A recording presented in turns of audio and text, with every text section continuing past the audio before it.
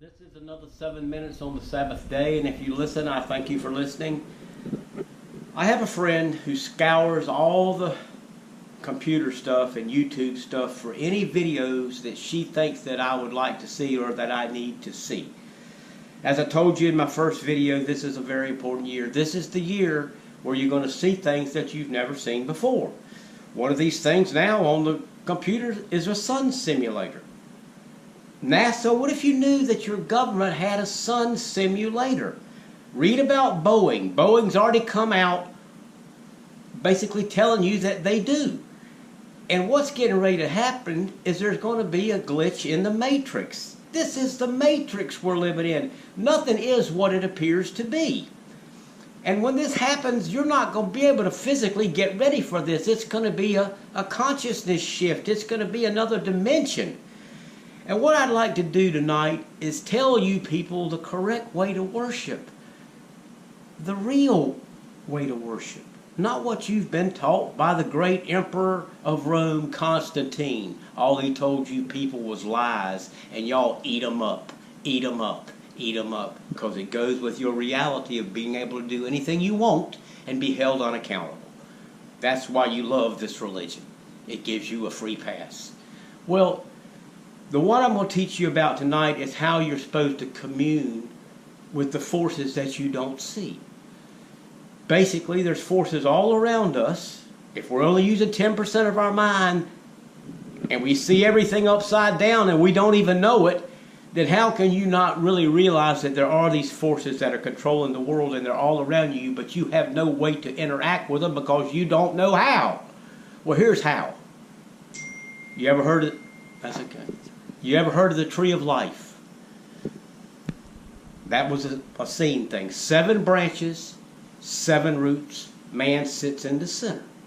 Basically the same thing I think I told you, the Bodhi tree. In Tibet, the wheel of life. All these things were related, and the Essenes passed them down. It's in Freemasonry. It's in all the secret societies. It's real. Now here's how you do it. First of all, every morning you get up and they call it a communion. You commune with a certain angel.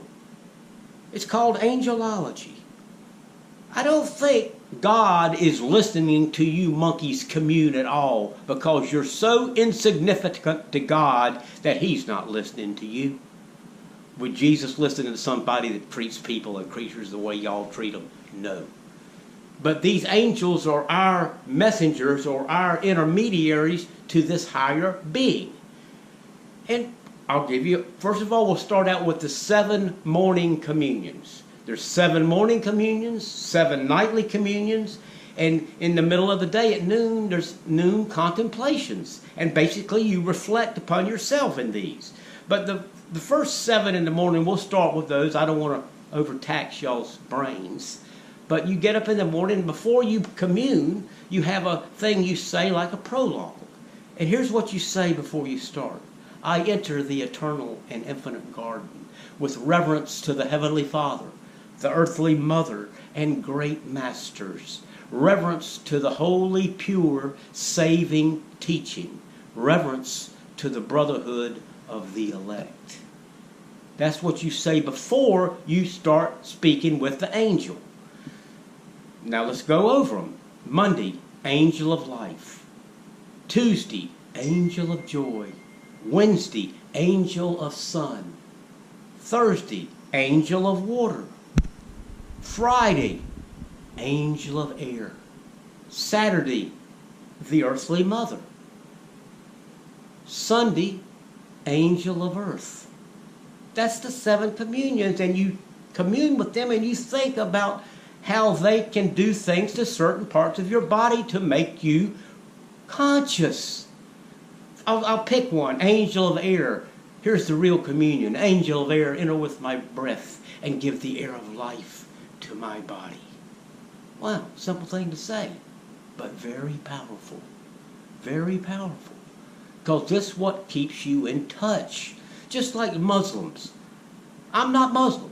I may look Muslim, but I'm not Muslim. I'm a piece of every religion. That's the exact perfect part of that religion. Muslims, they pray 5 times a day. Because if you're in constant communication with unseen forces, it's harder for the negative forces to break in. You're basically putting up a wall around you. If you don't do this, they come and go just as they please. Just slap you in the face, make you do something, y'all go run do it. Look, because you have no barrier. You have no protection from these forces. So I would like for you people to start looking into this. Look up angelology. It's not occult. And as I told you before, the word occult is not even evil. But when anybody says occult, that's evil. It's just secret. I'm going to give you an example of this before I go tonight. Read the Testament of Solomon. Just read it. This guy wrote other things in your book, but they wouldn't put the Testament of Solomon in the book because it's a little, ooh. Solomon states, and all Freemasons know this, that the temple, Solomon's temple, was built by demons. He could control demons. The stone that was cut, there was a demonic worm that ate through the rock. That's why it's so perfectly cut. This is all real. This is in Freemasonry. It says right in there that Solomon was given a ring by the archangel Michael, a 5-pointed star, to control these demons. And he states why he wrote the book was to tell you the names and shapes of the demons and the angels that have power over them. You don't know these angels' names, the demons are eating you alive. And all you have to do is look, knowledge, knowledge, knowledge, not money, money, money. Knowledge is the only thing that's going to separate you from this. Anybody that gets money falls for the love of money. $1 ain't good enough anymore. Then it takes 2. Then it takes 4. Then it takes 8.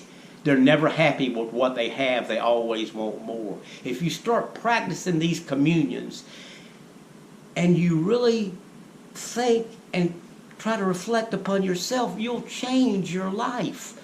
And from what's on the computer, you better hurry. Because the matrix is getting ready to break down and you're going to start seeing how you're being played. And as a guy told me today, I would rather not even know. Well, that means that you're going to go into deep shock when it happens and you're going to crumble like a deck of cards, because as Morpheus says in The Matrix, it's weird how all these movies are true, that the body cannot live without the mind. If your mind goes, your body cannot live. That's called deep shock. Any doctor will tell you what happens, you die. Look, what better way, if there's 2 people walking along like the Christian Bible says, one will be taken and the other won't. Well, let me tell you something, what y'all got wrong. The one taken isn't the good one. It says the meek shall inherit the earth. The one taken's a low conscious, low vibration being that just wants to enjoy and treat people terrible and live in his own little weird reality and be separated from everybody else while we're all supposed to be as one. We're so far from being all as one, it's ridiculous. That's why they have the Sabbath day, the 7th day, Saturday. Because if everybody thought good thoughts and did good deeds on one day, their power of their thought would change this sick world. But the power of y'all thoughts are all so insane that it's making the planet actually sick. All our thinking is overwhelming it. You have to start thinking good thoughts. I don't want to speak too long tonight, but just look up what I told you. Free your mind.